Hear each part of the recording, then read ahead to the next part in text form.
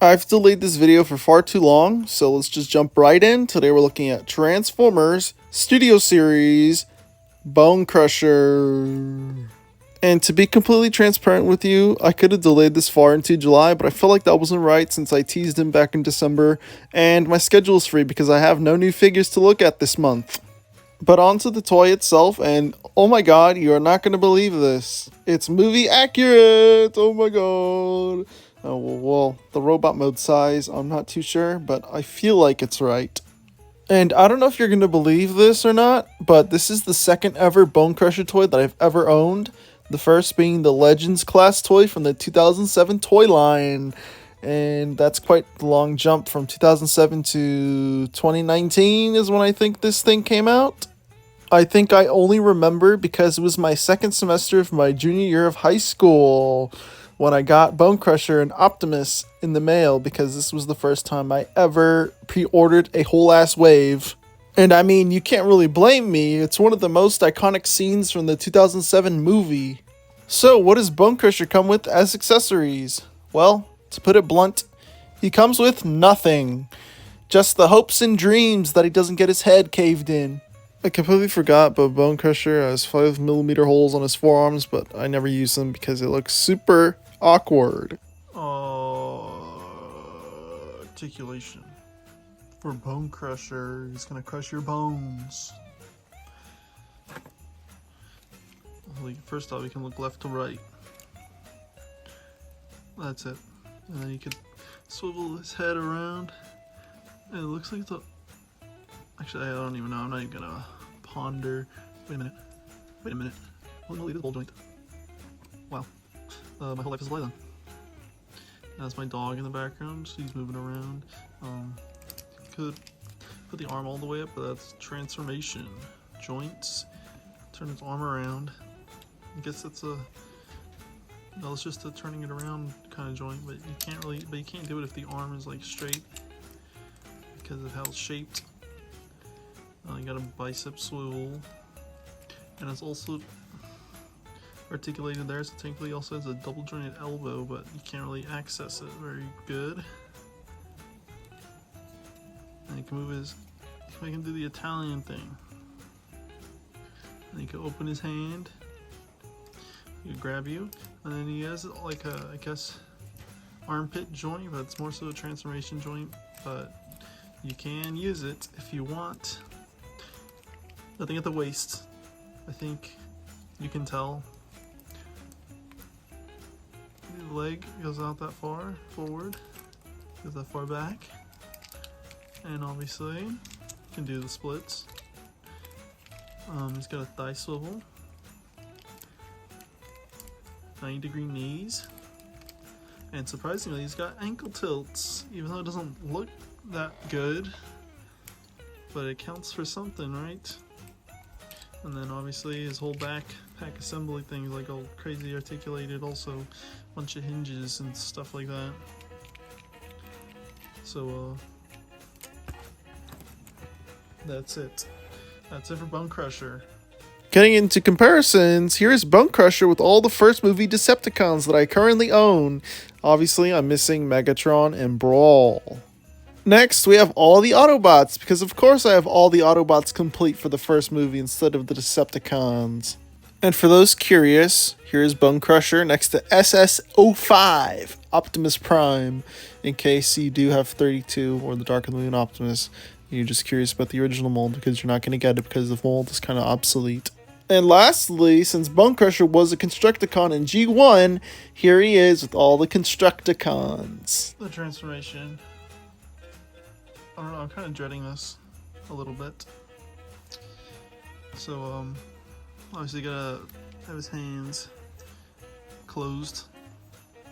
And you can move his arms straight forward and then use that hinge that I showed in the articulation section. That's for transformation. You just do that. 'Cause trust me, it'll make things easier if you do it now. Then you move these panels, you hinge it out, then you move it in, you click it in, bada bing, bada boom, look at that.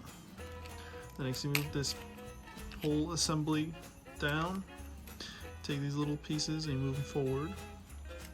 And then Actually, you could do this now.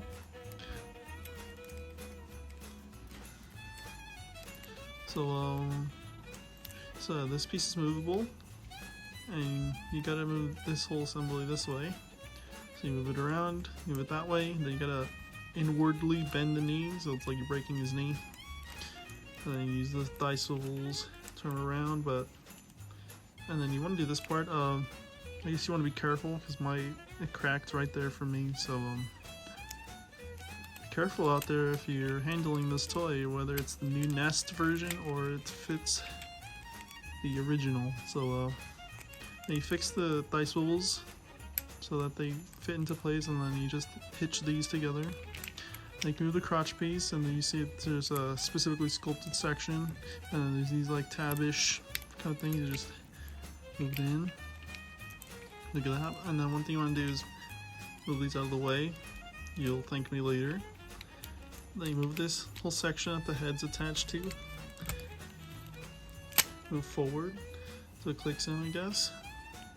And then you want to use those hinges that I showed you, and then you want to just, oh my god. There you go. Then you just want to put them together on all sides. So now this is a tricky part. So you see these tabs on like this part, like your wrist, and then there's these tabs on his toes. So what you want to do is obviously do that. Then you want to line this up particularly, so I just got it. It's all lined up. And then you could tab those into place.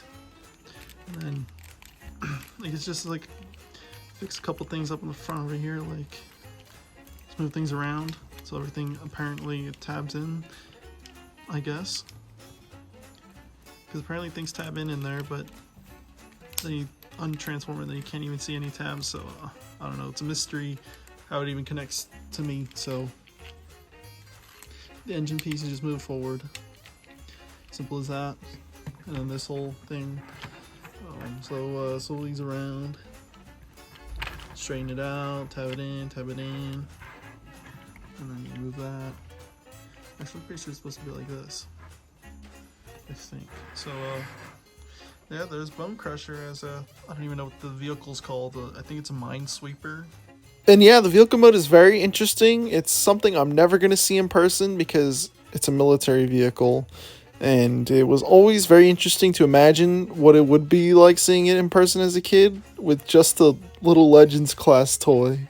And the most notable thing about Bonecrusher is his giant ass claw. And I think on the actual vehicle, the claw isn't that gigantic like it is on Bonecrusher. And you can guess who to blame. It's Michael Bay! Wow, what a surprise. And I think it's because he saw a picture of the vehicle, and it really heavily distorted how big the claw was because of the angle of the image. But yeah, I bet what went through his mind is, oh, we gotta make this look all cool and badass for 12-year-old boys. Because I'm pretty sure, didn't Michael Bay say he makes movies for teenage boys or something? But I mean, I guess that's unfortunately right because of all the sexualization of women and shit like that. You fucking... Okay, I'm not going to get into that topic. I'm going to link a video in the description that's all about that. And let's just continue on with Bonecrusher. Getting into comparisons, here is Bonecrusher next to Ironhide and both Studio Series Optimuses. Next, here's Bonecrusher next to both Bumblebees, Jazz, and Ratchet. Next, here's Bonecrusher next to military propaganda. The Decepticons of the first movie. Now we get to the Constructicons. There's Bonecrusher next to Mixmaster, Scrapper, Rampage, and Skipjack. Next, here is Bonecrusher next to Hightower, Scrap Metal, and Long Haul. And last but not least, here is Bonecrusher next to Overload and Scavenger. I almost said Demolisher, I won't lie. So that's Studio Series Bonecrusher. I really like this toy. It's a great honor that this is the second ever Bonecrusher toy that I've ever owned. Hopefully I'll buy another one if they do like a movie masterpiece Bonecrusher, but then again, I haven't really bought a movie masterpiece figure like at all since the Bumblebee that I have is a Christmas gift. But yeah, Bayverse fans, don't get it twisted. I do like the movies. Just I don't like all the problematic shit that are in them. and you can all blame them all on Michael Bay, which I will definitely do because, holy hell, Jesus Christ, I don't like any of that shit now that I've grown older and realized, holy shit, goddamn. But I don't know, there's probably like actual fans of these movies that like that shit, and like, get the fuck out of the fandom if you like all that crap. We don't need sexualizing women and shit in Transformers, which unfortunately is a part of it now because of these fucking movies. So, yeah, I'm gonna leave it at that. But once again, I will leave a link in the description below that goes more so in depth on the misogyny of the Michael Bay Transformers movies, because it's more things that I could probably ever say in one video. Plus, I'm a toy review channel. So, like this video if you like this video, subscribe and notifications on so you don't miss whenever I upload a video, and share this with your friends and family who like the Michael Bay Transformers movies because of cool-ass robots and nothing else. And also, check out my Mercari account, link in the description below, alongside my second channel where I'm doing an ongoing series where I look at all the Fortnite seasons that I have played in the past. And also, I very much urge you to go watch that video, please, because it just feels right to support other small creators like myself, because you won't get anywhere if you don't help anybody.